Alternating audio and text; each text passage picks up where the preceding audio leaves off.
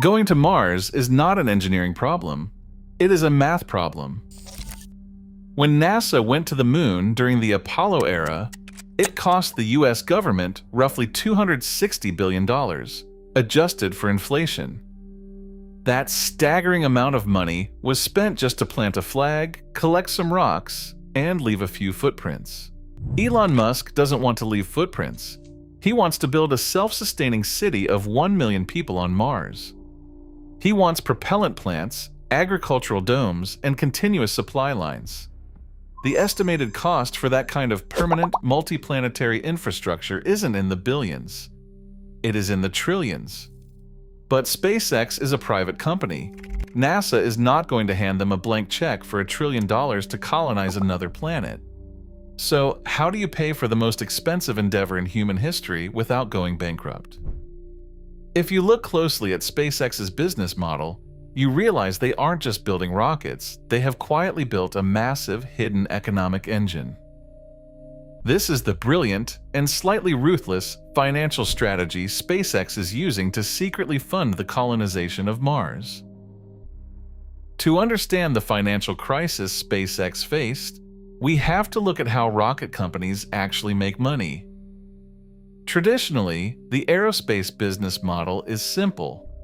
You build a rocket, and a telecommunications company or the military pays you to put their satellite into orbit. You act as a delivery service. SpaceX completely dominates this market right now. With the reusable Falcon 9, they launched more mass to orbit than the rest of the world combined, easily beating legacy competitors like United Launch Alliance and Europe's Aerospace. But here's the brutal reality. The entire global commercial launch market is incredibly small. It is only worth about $10 to $15 billion a year. Even if SpaceX achieved a pure monopoly and captured 100% of every commercial launch on Earth, it would not be enough money to build a fleet of thousands of starships. The global launch market is simply a dead end for funding a Martian city. If SpaceX relied only on launching other people's stuff, the Mars dream would be dead on arrival. They needed to tap into a market that was 100 times bigger. So, the engineering team asked a different question. What is the most profitable industry on Earth that relies heavily on space infrastructure? The answer is telecommunications. The global internet and telecom market generates over $1 trillion a year. This is the real reason Starlink exists. To the average person, Starlink is just a cool dish that gives you decent internet if you live in a rural area. But internally, Starlink was designed from day one to be the cash cow that pays for Mars. Before Starlink, satellite internet was notoriously terrible. Traditional companies used geostationary satellites. Those satellites sit roughly 35,000 kilometers away from Earth. Because of that massive distance, the signal takes a long time to travel back and forth, resulting in terrible lag, or latency.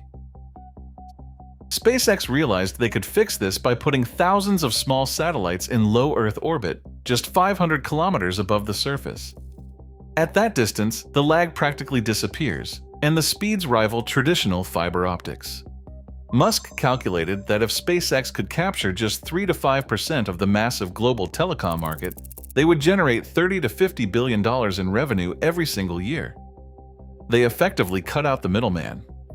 Instead of charging telecom companies a few $1,000,000 to launch their satellites, SpaceX became the telecom company, keeping all the subscription revenue for themselves. But here is where the strategy becomes a closed-loop system. Starlink and Starship cannot exist without each other. To make Starlink wildly profitable, and to handle the bandwidth of millions of users, you need massive next-generation satellites. These are the Starlink V2 and V3 models. They are significantly heavier, and more importantly, they are physically larger than the first generation. This creates a massive bottleneck. The Falcon 9 is an incredible rocket, but the payload fairing, the nose cone at the top, is only 5.2 meters wide. It physically cannot fit enough of these massive new satellites inside it to launch them economically.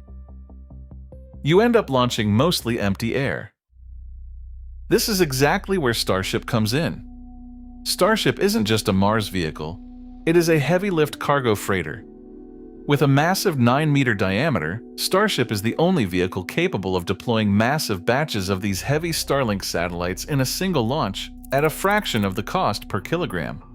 Starship builds the Starlink network cheaply. In return, the monthly subscription fees from Starlink users pay for the continued research and development of Starship. It is a perfect symbiosis. Every time someone pays their monthly Starlink bill, they are literally funding the Raptor engines and heat shields for the Mars rocket. And this strategy is scaling faster than anyone predicted.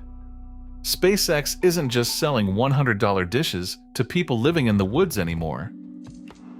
They have moved into the ultra-lucrative enterprise and defense sectors. Airlines are signing massive contracts to outfit their fleets with Starlink, finally solving the problem of terrible in-flight wireless internet. Cruise ship companies are installing it on their massive vessels. Even more importantly, SpaceX introduced Starshield, a highly secure version of the satellite network built specifically for the government and military. This has opened the door to billion-dollar defense contracts, securing a revenue stream that is practically immune to economic downturns. We are now seeing the results of this gamble. Starlink recently crossed cash flow break-even and is generating billions in revenue globally. By owning both the rockets that launch the network and the network itself, SpaceX has created an impenetrable monopoly. No other internet provider can afford to launch a competing constellation because they do not own cheap, reusable rockets like the Falcon 9. And no other rocket company can catch up to the development of Starship because they do not have billions in telecom revenue quietly funding their research. SpaceX has vertically integrated the future of spaceflight. They make the satellites, they make the rockets, they make the user terminals, and they write the software. SpaceX did not solve the Mars funding crisis by asking for government handouts. They did not solve it by waiting for the commercial launch market to grow. They solved it by stepping outside the aerospace industry entirely and aggressively attacking a trillion-dollar global market. The next time you look up at the night sky and see a train of Starlink satellites drifting by, you are not just looking at internet infrastructure. You are looking at the financial pipeline that is paying for the human race to become a multi-planetary species. Thanks for watching. If you want to dive deeper into the economics of spaceflight and the engineering behind Starship's massive payload capacity, make sure to subscribe. We'll see you in the next one.